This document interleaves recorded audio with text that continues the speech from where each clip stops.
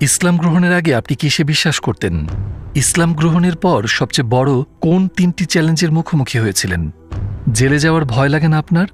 আমার কিছু বন্ধু আমাকে এড়িয়ে চলে, কারণ তারা বুঝতে চায় না যে আমি মুসলিম হয়েছি। তারা কোনো কিছুতেই বিশ্বাস করে না, কারণ তাদের কোনো আশা নেই। যখন ওরা ডিপ্রেশনে ভোগে, ওদের সাহায্য করার কেউ নেই, ভরসা করার মতো কেউ নেই তাদের। আমি জানি না, আমি এর উত্তর দেব না। আপনাকে স্বাগতম দাউদ। আমাকে আমন্ত্রণের জন্য অনেক ধন্যবাদ। আমরা আপনার গল্পটা জানতে চাই। দাউদকে আমার জন্ম আর বেড়ে ওঠা কোরিয়ায়, দক্ষিণ কোরিয়ায়। আমি মনে করি আমি কোনো স্পেশাল মানুষ না, কারণ আমি অতি সাধারণভাবে কোরিয়ায় বাস করি এবং আমি পড়াশোনা করেছি মিউজিক নিয়ে ইউনিভার্সিটিতে। আর কয়েক বছর আগে আমি ইসলামে ধর্মান্তরিত হয়েছি এবং আমার এই জার্নি এখনো অব্যাহত আছে বলে মনে করি। দাউদ নামটি বেছে নেওয়ার কোনো বিশেষ কারণ আছে কি? আসলে অনেকেই আমাকে এ ব্যাপারে সতর্ক করেছিল।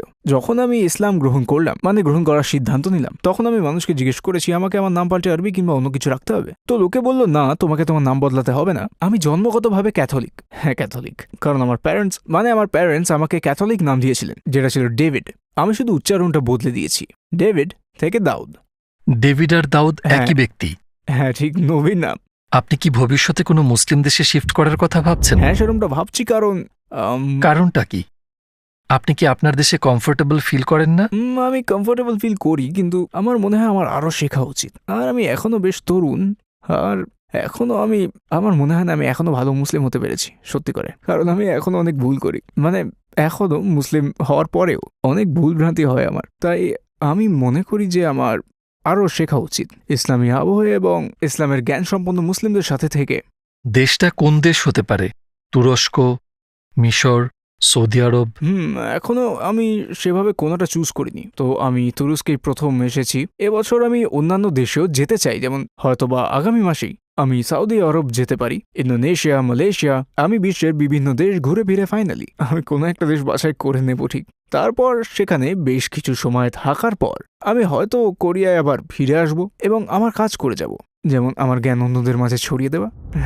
ইসলাম গ্রহণের আগে কিসে বিশ্বাস করতেন আপনি? আমি ঈশ্বরে বিশ্বাস করতাম। কারণ আমি জন্মগতভাবে ক্যাথলিক, আমার বাবা মা ক্যাথলিক, আর আমার পুরো পরিবার ক্যাথলিক।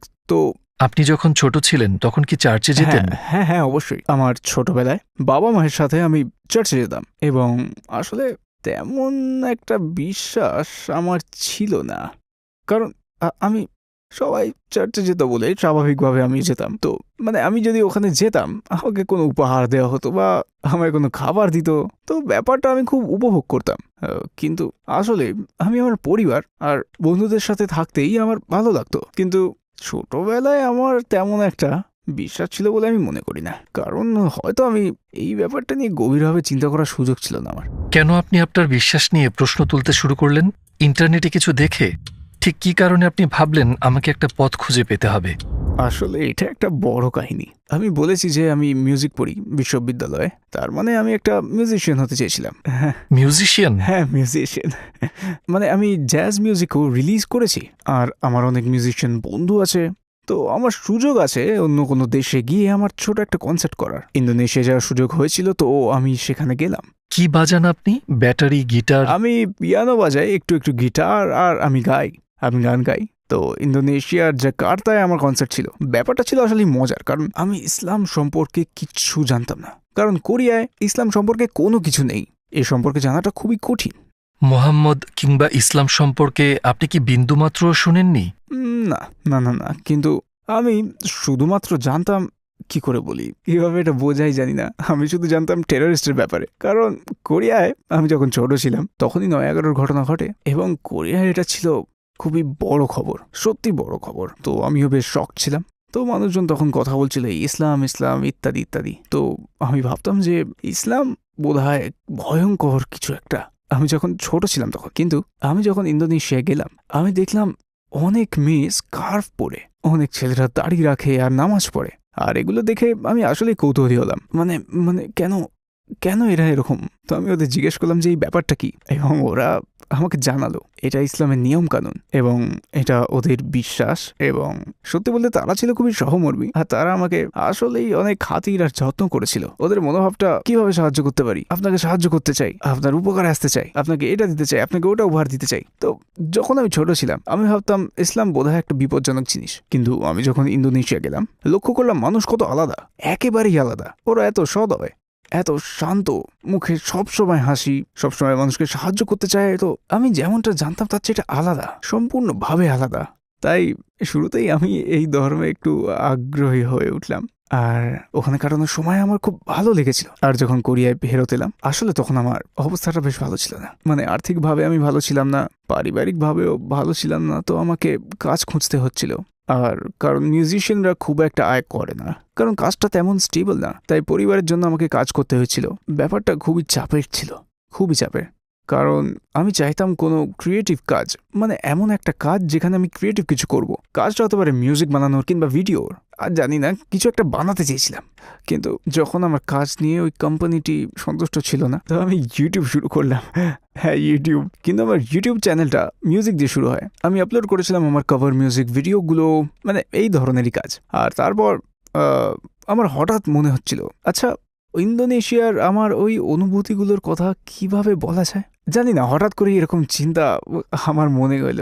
তো আমি শুধু সেটাই বলি যেটা আমি মুসলিমদের সম্পর্কে ভাবি, কারণ অনেক কোরিয়ান মনে করে যে ইসলাম ইসলাম একটু বিপজ্জনক, কিন্তু আমি ইসলামের ব্যাপারে অনেক ভালো জিনিস লক্ষ্য করেছি। তাই এই বিষয়ে আমি কথা বলি, ইউটিউবে আমার উপলব্ধি শেয়ার করা শুরু করি, আর হঠাৎই অনেক মানুষ এ ব্যাপারে আগ্রহী হয়ে উঠল, মানে অনেক মানুষ। তো তারা আমাকে ইসলাম সম্পর্কে পরামর্শ দেয়, যেমন তুমি যদি ইসলাম সম্পর্কে জানতে চাও তাহলে কথা বলতে পারো এর সাথে, অথবা জিজ্ঞেস করো একজন ইমামকে, মানে তুমি যদি কোরিয়াতে মসজিদ খুঁজে পাও আর চাইলে হয়তো নামাজ পড়াও শিখতে পারো তুমি, অথবা রমজানে কিভাবে রোজা রাখা হয় সেটা জানতে পারো তুমি। তো আমি ধীরে ধীরে প্র্যাকটিস করলাম, কেন জানি না ব্যাপারটা যেন আমার ক্ষেত্রে খুবই স্বাভাবিকভাবে এসেছিল।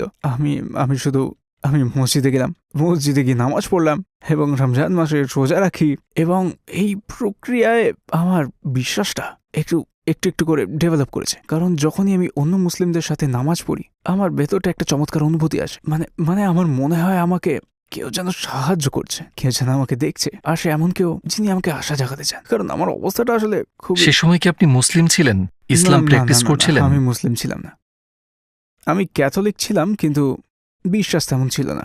আপনি শুধু প্র্যাকটিস করতে চেষ্টা করছিলেন, কিন্তু আপনার ইসলামে বিশ্বাস ছিল না? হ্যাঁ, আমার বিশ্বাস ছিল না, কিন্তু আমি প্র্যাকটিস করা শুরু করেছিলাম। এক ধরনের মেডিটেশন কিংবা এরকম কিছু? হ্যাঁ, মানে ব্যাপারটা হচ্ছে তখন আমি ভেবেছিলাম আমি যোগ দিতে পারি, কেন না, মানে আমি অন্য সংস্কৃতি বা অন্য ধর্ম সম্পর্কে জানতে চাই। আর আমি যেমনটা বললাম ওই সময় আমার একটু ডিপ্রেশন ছিল, বেশ কঠিন ডিপ্রেশন। তাই আসলে কোরিয়ান সমাজটা খুবই কম্পিটিটিভ, অত্যন্ত কম্পিটিটিভ। মানে তুমি স্কুইড গেম দেখেছো? হ্যাঁ, আমি জানি। কোরিয়ার পুরো সমাজটা হুবহু একই রকম ওই গেমটার মতো, যেখানে শুধুমাত্র একজন জেতে, আর তুমি যদি না যেত তাহলে সবাই হেরে যাবে, আর তখন নিজেকে ব্যর্থ মনে হবে, লুজার মনে হবে। তো আমিও ভাবতাম কেন আমার জীবনটা এরকম, কেন আমি সফল নই। কিন্তু যখন আমি ইসলাম প্র্যাকটিস করা শুরু করলাম সেই সময়টায় আমার অনুভূতি বদলে গেল। মনে হলো আমি যেন আমার হারিয়ে যাওয়া কিছু একটা খুঁজে পেয়ে গেছি।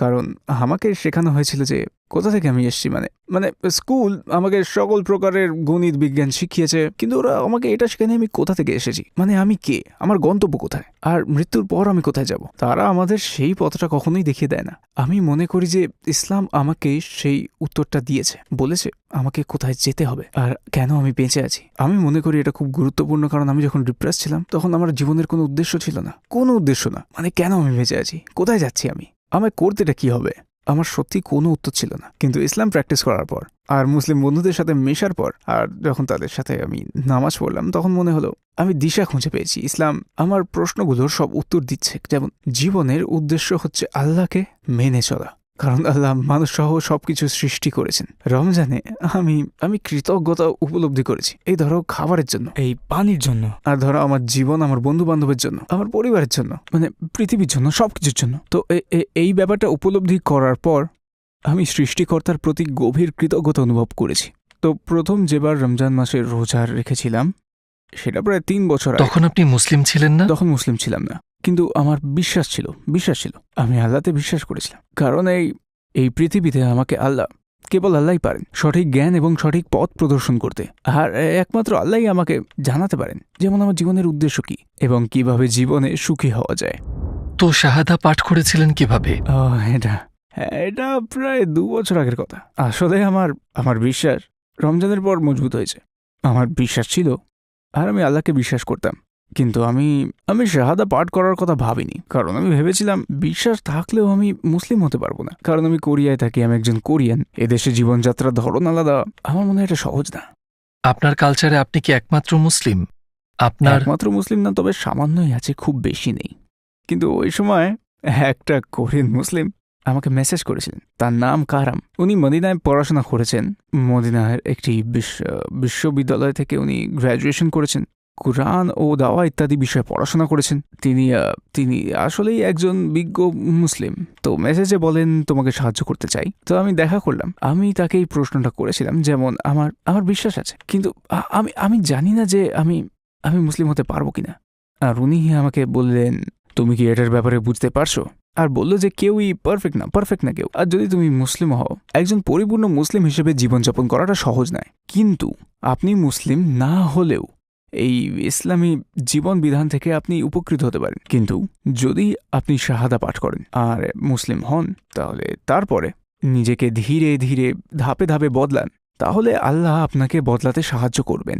কারণ আল্লাহ সুবহানাহু ওয়া তাআলা আমাদের প্রভু, পরম করুণাময় ও ক্ষমাশীল, তিনি সর্বশ্রেষ্ঠ, অতএব তিনি আপনাকে সাহায্য করবেন। তো আপনার আগে মুসলিম হয়ে যাওয়া উচিত, কারণ আপনি জানেন না মানে কখন কি ঘটবে কেউ জানে না। আমি মরে যেতে পারি, আমার হার্ট অ্যাটাক হতে পারে, সড়ক দুর্ঘটনা হতে পারে, আমি জানি না, আমি মারা যেতে পারি, মানে হয় আজকে, আমি কেউ ভবিষ্যৎ জানে না। হ্যাঁ, তো আমি তেমনটাই ফিল করি। তো আমি ভাবলাম যে আমার মুসলিম হয়ে যাওয়া উচিত, আর তাই আপনি আপনার বাবা মাকে তখনও কিছু বলেন? শুরুতেই না বলি। আচ্ছা, তো আপনি মসজিদে গিয়েছিলেন? হ্যাঁ, আমি তাইওয়ানে একটা মসজিদে গিয়েছিলাম এবং ওখানে শাহাদা পাঠ করেছিলাম। আপনার অনুভূতি কেমন ছিল? পরিবেশটা, আশপাশের মানুষ, আপনি কি ওই মুহূর্তটার কথা আমাদের বলবেন? চমৎকার মুহূর্ত ছিল। মানে যখন আমি মসজিদটাতে গেলাম, দেখলাম ওখানে একজন ইমাম আছেন, তিনি কোরিয়ার সবচেয়ে বিজ্ঞ ইমাম। আর যখন আমি তার সাথে দেখা করলাম, ওনার সাথে আরও ইমাম ছিলেন। ওই দিন তাদের একটা মিটিং ছিল, বেশ কাকতালীয় ঘটনাই। তো আমি যখন শাহাদা পাঠ করলাম, ওই জায়গার সকল মানুষ আমাকে এসে অভিনন্দন জানালো, ইসলামের পথে স্বাগত জানালো। আর আমার মনে হলো, জানেনই তো, যখন শাহাদা পাঠ করা হয়, আগে সমস্ত পাপ মুছে যায় আর আপনি একটা নতুন জীবন লাভ করেন, ঠিক এক নবজাতকের মতো। তো আমার তখন মনে হয়েছিল যে এটা বেশ চমৎকার ব্যাপার, খুব সুখকর লাগছিল। ওই সময়কার অনুভূতিটা আমি বলে বোঝাতে পারবো না, খুব চমৎকার ছিল ওটা। আপনার পরিবার যখন লক্ষ্য করলো যে আপনি ইসলাম ধর্ম গ্রহণ করেছেন, তখন তাদের প্রতিক্রিয়া কেমন ছিল? আসলে ওটা আমি ভিডিও করে রেখেছি, একটা ভিডিও আছে। আচ্ছা, তো যেহেতু আমি ইউটিউব ভিডিও বানাই, তো আমি লুকাতে পারবো না, কারণ আমার পরিবারের লোকজন আমার ইউটিউব ভিডিও দেখে। যখন আমি আমার মাকে বললাম, উনি মর্মাহত হলেন। তিনি এমনটাই কষ্ট পেয়েছিলেন যে তিনি বলেছিলেন, এমনটা কিভাবে করতে পারলে তুমি? এমনকি এটাও বলেছিলেন যে তুই কি এবার সন্ত্রাসী হতে চলেছিস? খুব স্বাভাবিক এটা, কারণ কোরিয়ায় এমন ধারণাই প্রচলিত। মানে পশ্চিমা মিডিয়া ইসলাম সম্পর্কে খুবই নেতিবাচক কথা ছড়িয়েছে, এসব মিডিয়ার কারণেই হয়েছে। তো তিনি ভীষণ দুশ্চিন্তাগ্রস্ত হয়েছিলেন, কিন্তু আমি সর্বোচ্চ চেষ্টা করলাম সুন্দরভাবে বোঝানোর যে ইসলাম বিপজ্জনক নয়, আর এটা আমার ঈমান। আর আমি এখন আমার পরিবারকে ভালোবাসি, আর কিচ্ছু পাল্টাইনি, শুধু আমার ধর্মবিশ্বাস ছাড়া। উনি আসলে খুব চিন্তায় ছিলেন, তবে তিনি আমার ইউটিউব ভিডিও দেখতেন। তো তিনি দেখলেন অনেক ভালো ভালো মুসলিম আমাকে সাহায্য করছে, আর যারা ইসলামকে ব্যাখ্যা করছে। তো তিনি ব্যাপারটা বোঝার চেষ্টা করলেন। মানে এখন কিন্তু তার ইসলাম সম্পর্কে অনেক জ্ঞান আছে, কারণ উনি আমার ভিডিও দেখেন। তিনি এখনো ইসলাম গ্রহণ করেননি, এখনো না। ইনশাআল্লাহ ভাই, আমরা দোয়া করব। হ্যাঁ, কিন্তু উনি আমাকে বোঝেন, আমাকে সম্মান ও সমর্থন করেন। তো এখন পরিবারের অন্য সদস্যরা ব্যাপারটা কিভাবে দেখেন? প্রথমে তারা খুবই বিস্মিত হয়েছিল, এবং আমার এক খালা আমাকে এখনো জিজ্ঞাসা করেন, তুমি কি তোমার ধর্ম পরিবর্তন করতে পারবে? তবে তারা বিস্মিত হলেও আমাকে সাপোর্ট করে, তাদের এটা নিয়ে কোনো সমস্যা নেই। আপনার পরিবারের কিংবা আপনার কাছের কেউ কি আপনার কারণে ইসলাম গ্রহণ করেছে? হ্যাঁ, করেছে। এবং এছাড়াও আমার সাবস্ক্রাইবাররা মাঝে মাঝে আমাকে মেসেজ করে বলে, আমি তোমার ভিডিও দেখেছি আর আমি ইসলাম সম্পর্কে জানতে চাই, আমি মুসলিম হতে চাই, কিভাবে কি করব। তো আমি তাদেরকে মেসেজ দিয়ে বলি, ও আমি আপনাকে কিছু তথ্য দিতে পারি, ওয়েবসাইট আর ইমামের নাম্বার আর কোরিয়াসি মসজিদের ঠিকানা। তো আমার কোরিয়ান সাবস্ক্রাইবারদের কেউ কেউ মুসলিম হয়েছেন আমার ভিডিওর মাধ্যমে, তো আলহামদুলিল্লাহ এই ব্যাপারটা নিয়ে আমি খুবই আনন্দিত। ইসলাম ধর্ম গ্রহণের পর সবচেয়ে বড় কোন 3টি চ্যালেঞ্জের মুখোমুখি হয়েছেন আপনি? প্রথম দিকে ইসলাম গ্রহণ করার পর আমার কিছু বন্ধু আমাকে ত্যাগ করে, কারণ ওরা বুঝতে পারেনি। আর তারপর আমি মুসলিম হওয়ার জন্য আমার বাচ্চারা একসময় কিন্ডারগার্টেন স্কুলে বাতিল হয়েছিল। তো আমি মনে করি কোরিয়ার মানুষ অন্য ধর্মের ব্যাপারে বেশ সহানুভূতিশীল নয়। আমি মনে করি আমি ভালো মুসলিম নই, কিন্তু মাঝে মাঝে মানুষ আমাকে জাজ করে, বলে যে তুমি তো মুসলিম, তাহলে তুমি এটা কেন করো, ওটা কেন করো, সেটা কেন করো, এটা হারাম সেটা হারাম। কিন্তু আমি জানি আমি জানি যে আমি পারফেক্ট নই, আমি ভুল করি। তো আমি মনে করি আমার উচিত আরো অনুতপ্ত হয়ে আল্লাহর আরো নিকটবর্তী হয়ে যাওয়া আর আরো শিখতে চেষ্টা করা। আমি জানি জার্নিটা লম্বা, কারণ আমি সবেমাত্র ইসলামে এসেছি আর আমাকে আরো আল্লাহর কাছে হতে হবে। তো আমি মনে করি আমি যদি মানসিকতা ধরে রাখি তাহলে আল্লাহ আমাকে সাহায্য করবেন। আমি সবসময় বিশ্বাস করি আল্লাহ সাহায্য করেন। আপনার একটা বড় সুবিধা আছে ভাই, কারণ ধরুন আমার কৈশোরে পদার্পণ করেছি যখন আমার 15 বছর বয়স হয়েছে। তখন আমার এই বয়স পর্যন্ত হয়তো আমি অনেক পাপ করেছি, কিন্তু আপনার পরীক্ষা শুরুই হয়েছে 3 বছর আগে। তো আপনার অনেক সুবিধা আছে, অন্তত সেই লোকটার তুলনায় যে আপনাকে বলে এটা হারাম, কিভাবে তুমি এটা করতে পারো। আলহামদুলিল্লাহ।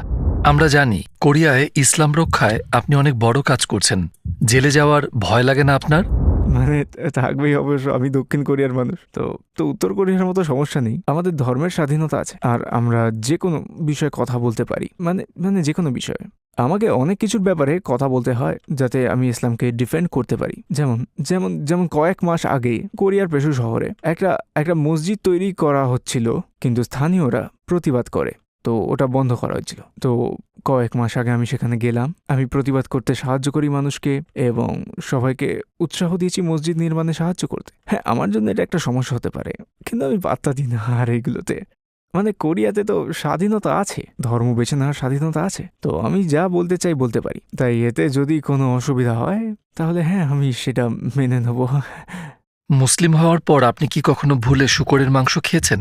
মনে হয় খেয়েছি, কারণ কোরিয়ায় সবকিছুতেই শূকরের মাংস থাকে, মানে পর্ক বেস্ট সব। ফর এক্সাম্পল, যদি আমি রেস্টুরেন্টে যাই, আমি সবসময় জিজ্ঞেস করি এতে পর্ক আছে। সাধারণত ওরা বলে হ্যাঁ পর্ক আছে, আর কিছু কিছু জায়গায় বলে এতে পর্ক নেই। তো আমি যখন ওরা বলে এতে পর্ক নেই, আমি খাই, কিন্তু খেতে অন্যরকম লাগলে আমি জিজ্ঞেস করি আবার এতে সত্যি শূকর নেই তো, মানে স্যুপটা কি পর্ক বেস্ট? তখন ওরা বলে হ্যাঁ। দিয়ে আমি বলি তুমি বললে এতে পর্ক নেই, দিয়ে ওরা বলে হ্যাঁ পর্ক নেই, এটা শুধু স্যুপ। তো মানে ওদের হালাল খাবার সম্পর্কে ওদের অত জ্ঞান নেই, এইসব কারণেই তো এইসবই হয় কোরিয়াতে।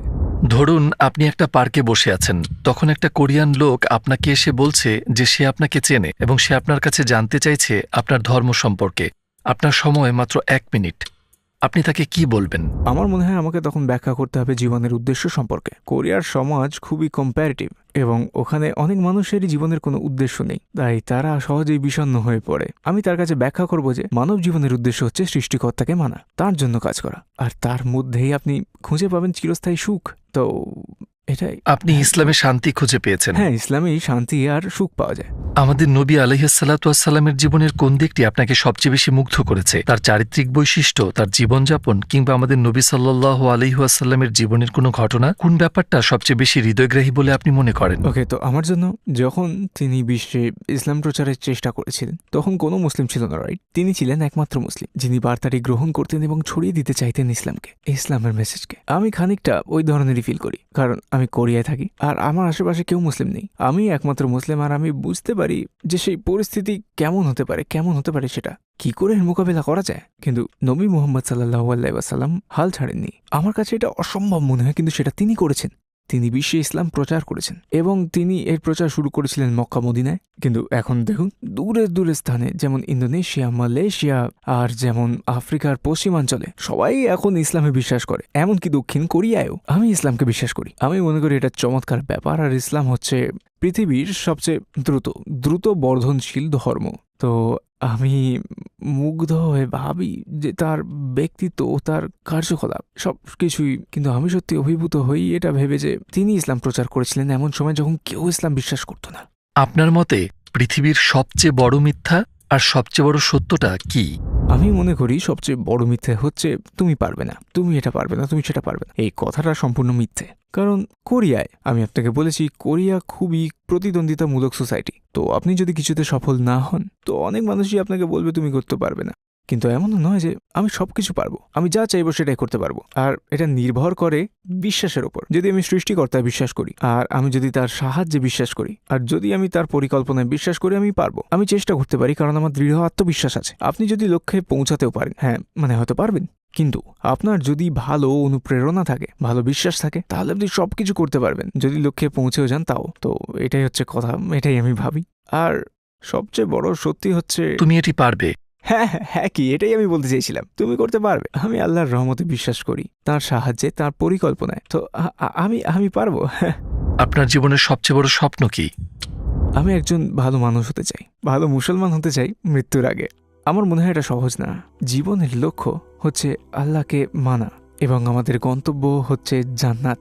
আমি আরও শিখতে চাই, আরও প্র্যাকটিস করতে চাই, আর আমি কোরিয়ানদের জন্য কিছু করতে চাই। হ্যাঁ, কোরিয়ানদের জন্য। কোরিয়ার সংস্কৃতিতে রয়েছে প্রচুর রাগ, বিস্মিত আর ডিপ্রেশন, এবং আমি মনে করি এর সবচেয়ে বড় কারণগুলোর একটা হচ্ছে তাদের বিশ্বাসের অভাব। তাদের কোনো বিশ্বাস নেই, কারণ যখন তারা ডিপ্রেশনে ভোগে, কেউ সাহায্য করার নেই, কেউই নেই, কেউ নেই যার উপর তুমি নির্ভর করতে পারো। আত্মহত্যার হার সেখানে তুঙ্গে। আত্মহত্যার হার সবচেয়ে বেশি কোরিয়ায়। ফর এক্সাম্পল, আমি মুসলিম, যদি ভালো কিছু ঘটে আমি স্বীকার করি এটা আল্লাহর কারণে, তাই আমি কৃতজ্ঞ হই। আর যদি খারাপ কিছু ঘটে তাহলে আমি বলতে পারি এটা আল্লাহর পরিকল্পনা, একটা পরীক্ষা, এটা উতরে যাব আমি। কেউ যদি আল্লাহতে বিশ্বাস না করে, কেউ যদি নাস্তিক হয়, তো ভালো কিছু ঘটলে সে ভাববে ও আমি সফল হয়েছি আমার নিজের যোগ্যতায়, তো ওই মানুষটা অহংকারী হয়ে উঠতে পারে। আর যদি খারাপ সময় আসে তাহলে সে ভাববে ও কেন এটা আমার সাথে হয়। এভাবে তারা নিজেকে দোষ দেয়, আর এভাবেই বিষণ্ণ হয়ে পড়ে। আর বিষণ্ণতা বেড়ে গেলে তারা এই আত্মহত্যা করে ফেলে। আমি সত্যি সত্যি এটা মনে করি যে কোরিয়ান সমাজে বিশ্বাসের বড্ড প্রয়োজন। মনে করুন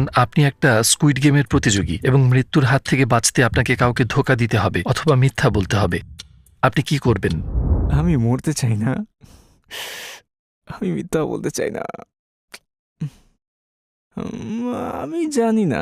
আপনি চাইলে এই প্রশ্নটার উত্তর নাও দিতে পারেন। আমি জানি না, আমি বলবো না, আমি এর উত্তর দেব না। ঠিক আছে, আমাদের সাথে থাকার জন্য আপনাকে ধন্যবাদ। আলহামদুলিল্লাহ। অভিজ্ঞতাটা আনন্দময় ছিল। আমায় আমন্ত্রণ করার জন্য ধন্যবাদ। আলহামদুলিল্লাহ। আসসালামু আলাইকুম প্রিয় ভাই ও বোনেরা, এবং অসংখ্য ধন্যবাদ ভিডিওটা দেখার জন্য। আপনারা যদি এরূপ আরও ভিডিও দেখতে চান, আমরা আপনার জন্য একটি বিশেষ প্লে লিস্ট তৈরি করেছি, যেটি দেখতে পাবেন ডান পাশে, অথবা আমাদের সম্পূর্ণ নতুন ভিডিওটি দেখতে পাবেন বাঁ পাশে। ভিডিওটিতে একটি লাইক দিতে এবং চ্যানেলটিকে সাবস্ক্রাইব করতে ভুলবেন না, যাতে আমরা আরও মানুষের কাছে পৌঁছে তাদের উপকারে আসতে পারি। দেখা হবে।